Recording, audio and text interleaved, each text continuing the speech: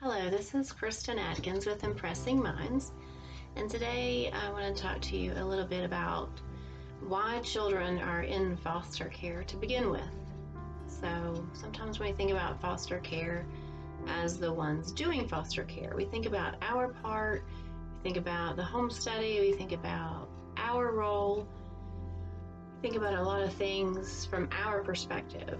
But today I want to talk about why children are in foster care to begin with. And I'll break down several reasons and explain several of the reasons. And then I'm going to give you some statistics about these children that are in foster care and how their lives may turn out because of their foster care situation. And then I'm going to give maybe a call to action or challenge.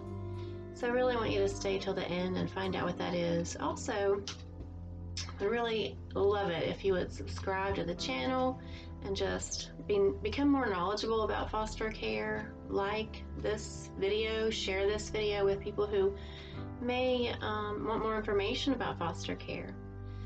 So let's talk about why children are in foster care.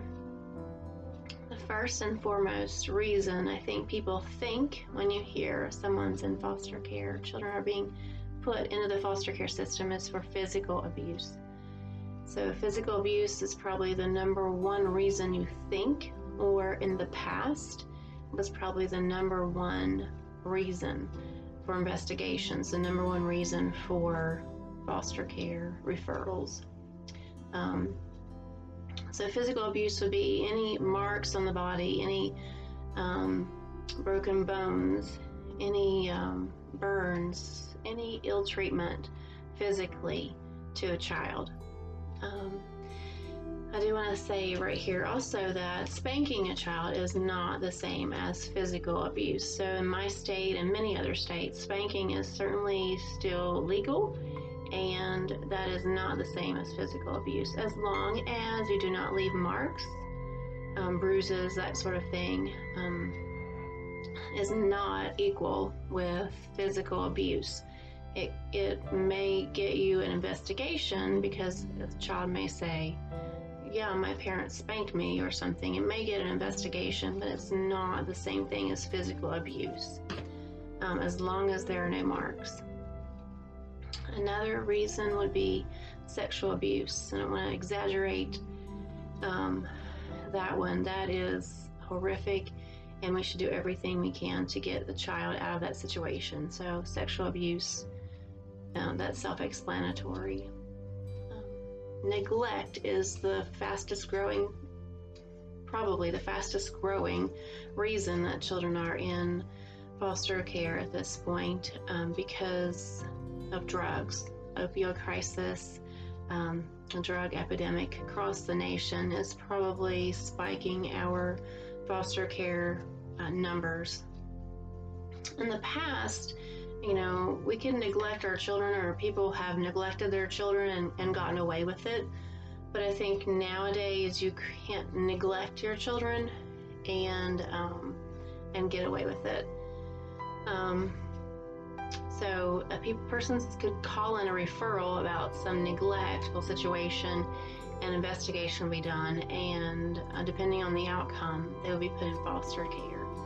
So some examples of that would be parents who were sleeping all the time and their children were pretty much taking care of themselves, or parents would be gone for a significant amount of time without proper a babysitter or someone looking after the children.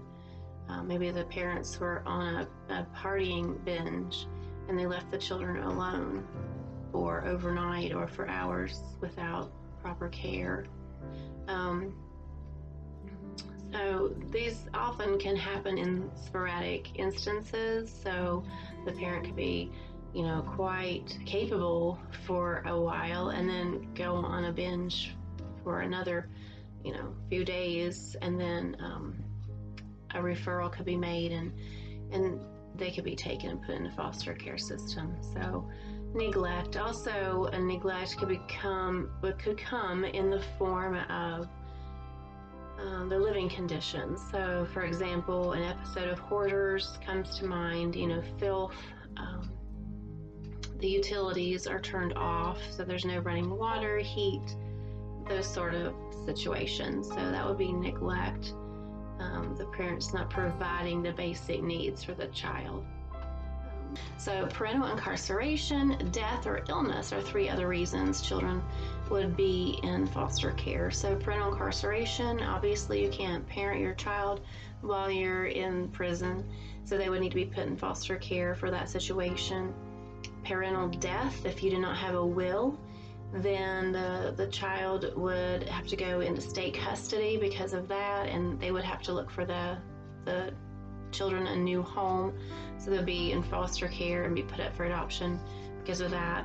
And then think of illness. If you don't have someone that is able to take care of your children when you're sick, if you're hospitalized for long term, or you need to go into a nursing home for an extended period of time, and you don't have anyone that you can call on, grandparents, sister, brother, someone like that in these situations, then they would have to go into the foster care system for those situations. And it could be temporary, or it could be longer, long-term placements. And in death, it would obviously be a long-term placement, and they would look for an adoptive family at that point. Another one would be voluntarily placed in the foster care system, and this would have to do with parental abilities. So, for example, some parent could call the DHHR, the Child Protective Services Department, and say, I need some help with my child. I can't parent them, and I need some assistance. Can you help me? And they would voluntarily place their child in foster care. They would also do this, we would call it abandonment. They would take their child to the DHHR and say, here is this child, I can't take it anymore, I can't take care of this child anymore, things like that. So you voluntarily can place your child into foster care.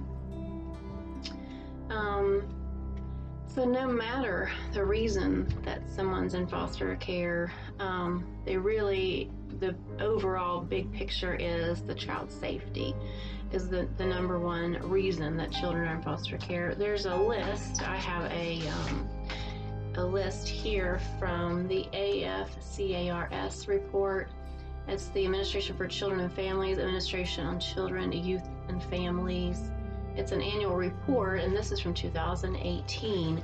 They list the percentages and the number of children that have been put into foster care, and these are the ones that are listed and the reasons. So these are the reasons they were: neglect, drug abuse from the parent, caretaker inability to cope, physical abuse, housing, child behavior problem, that was 9%. Parent incarceration, alcohol abuse by the parent, abandonment, sexual abuse was 4%. Drug abuse by the child, child disability, relinquishment, 1%, parent death, and alcohol abuse by the child. So those were all the reasons associated with the removal of the child.